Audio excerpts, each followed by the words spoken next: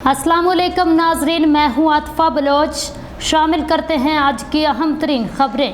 Pakistan rangers Sindh ने खुफिया मालूमात की बुनियाद पर कार्रवाई करते हुए कराची के इलाके सरजानी से डकैती और स्ट्रीट क्राइम की मुतादद वारदातों में मुलव्वस मल्ला गिरोह से ताल्लुक़ रखने वाले 5 मुलजमान मोहम्मद सुलेमान उर्फ मल्ला गिरोह का सरगना वल्द अब्दुल वहीद, मोहम्मद उमर वल्द मोहम्मद हामिद, सैयद अली वल्द सैयद सरफराज, मोहम्मद जोहेब वल्द मोहम्मद इकबाल और मोहम्मद दानियाल वल्द रसूल बख्श को गिरफ्तार कर लिया है। गिरफ्तार मुलजमान के कब्जे से 1 अदद 30 बोर पिस्तौल, 1 अदद 9mm पिस्तौल बगैर लाइसेंस के, 2 अदद मैगजीन बमा इमोनेशन, 6 अदद मोबाइल फोन, 2 अदद छीनी गई मोटरसाइकिल और नकदी बरामद कर ली गई। तफसीलात के मुताबिक गिरफ्तार मुलजमान कराची के इलाके अजीजाबाद, लियाकताबाद, लालू खेत, नाजमाबाद, सरजानी और मुल्हिका इलाकों में डकैती, स्ट्रीट क्राइम, मोटरसाइकिल चोरी और मोबाइल फोन छीनने की वारदातों में मुलव्वस हैं। गिरफ्तार मुलजम मोहम्मद सुलेमान उर्फ मल्ला ने इंकशाफ किया वो अपने दीगर साथियों के हमरा असलिया के जोर पर एक घर में डकैती की जिसमें मोबाइल फोन और दीगर कीमती अशिया